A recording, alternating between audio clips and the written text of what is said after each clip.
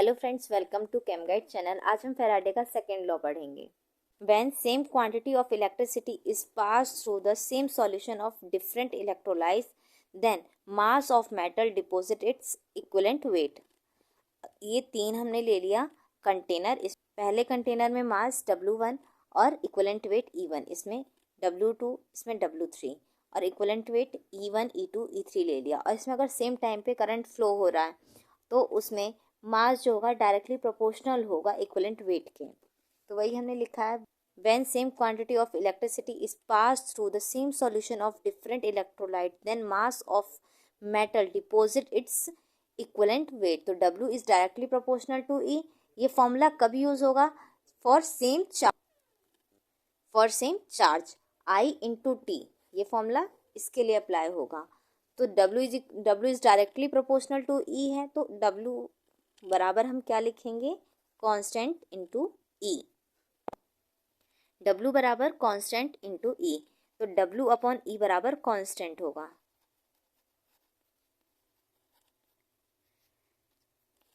Same electricity,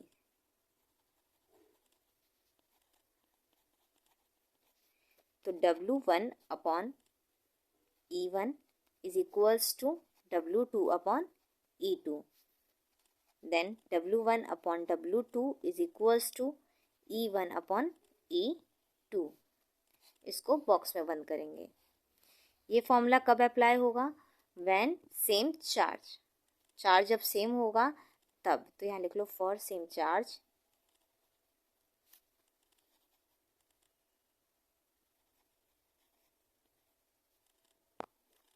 एक formula आपको और याद करना है, number of mole of electron involve बराबर नंबर ऑफ फैराडे पास्ट।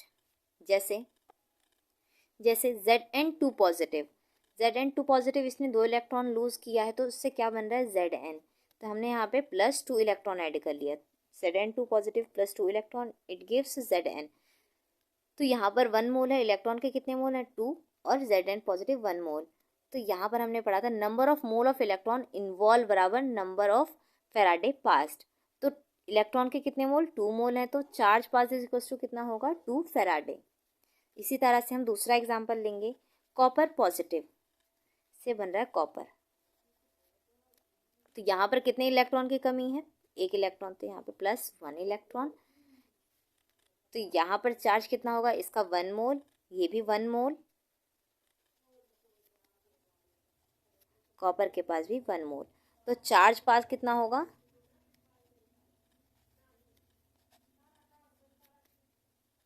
बराबर 1 फैराडे।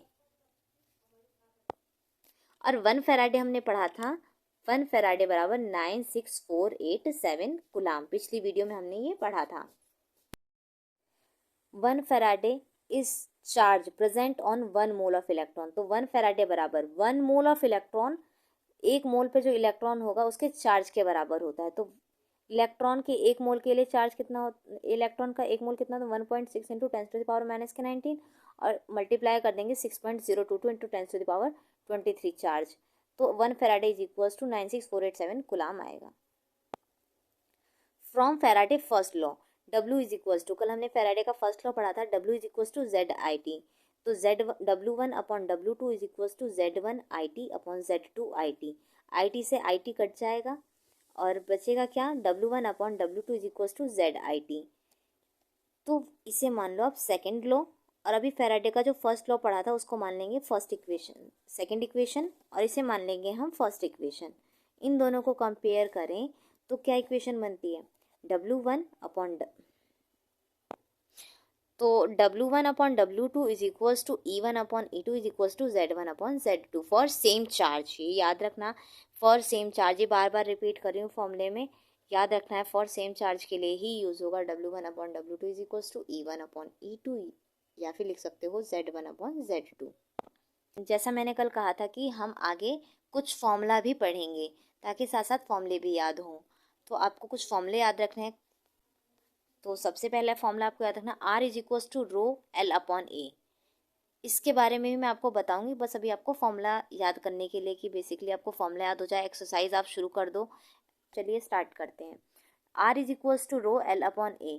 रो जो होगा रो 1/k, के कंडक्टिविटी, r से resistance, l distance between two electron centimetre. आपको ये यूनिट याद रखना है, conductivity siemens per centimetre, resistivity ohm, और l लेंथ होगा तो सेंटीमीटर।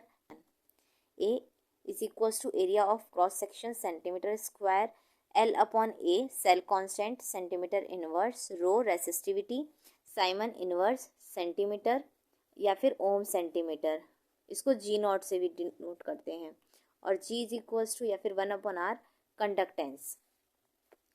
तो याद रखना है R is equals to rho L/A, 1/रो इज इक्वल्स टू K होता है। तो यहाँ पर अगर आप रो की जगह 1/K रखोगे तो R is equals to 1/K L/A हो जाएगा, और K को इधर रखें और R को इधर ले आएँ तो K बराबर क्या बनेगा, 1/R L/A। तो यही हमने यहाँ लिखा है, 1/रो is equals to K, then K is equals to 1/R L/A। और 1/R को अभी मैंने बताया था कंडक्टेंस, इसको G भी बोलते तो यहाँ पे G लिख लो, L/A को G0 बोलते तो G0। तो K is equals to G0 या G/G0, जो ब्रैकेट में बंद है, फॉर्मूले आपको याद करने हैं। ये मोस्ट इंपॉर्टेंट फॉर्मूले हैं जो आपके एक्सरसाइज में अधिकतर इन्हीं चीज़ों पे बेस्ड है फॉर्मूले पे। Del M is equals to 1000 K/M, ये 1000 है, 1000 K/M साइमन सेंटीमीटर स्क्वायर पर मोल। Alpha is equals to del M/del0M, Ka is equals to C alpha square upon 1 minus alpha. C जो होता है मोलैरिटी होता है, कैपिटल M से डिनोट करते हैं मोलैरिटी को, और C से भी। Delta G0 is equals to minus का N E0F joule per mole. तो delta G is equals to standard Gibbs energy of reaction joule per mole, E0 standard cell potential V, N से number of mole of electron involve, और Ka is equals to dissociation constant, alpha is equals to degree of dissociation, del0M limiting molar conductivity siemens centimetre square पर mole, और del M is equals to molar conductivity siemens centimetre square पर mole. Faraday का first law हमने पढ़ा था, W is equals to EIT upon 96487, और Faraday का second law W1/W2 is equals to E1/E2। और E कैसे निकलेगा, equivalent weight is equals to atomic weight upon valency. कल हमने फेराडे का फर्स्ट लॉ पढ़ा, आज सेकेंड लॉ और कुछ फॉर्मूले पढ़े। अगली वीडियो में हम न्यूमेरिकल्स करेंगे और कुछ डेफिनेशंस पढ़ेंगे। तब तक के लिए बाय, मिलते हैं अगली वीडियो में।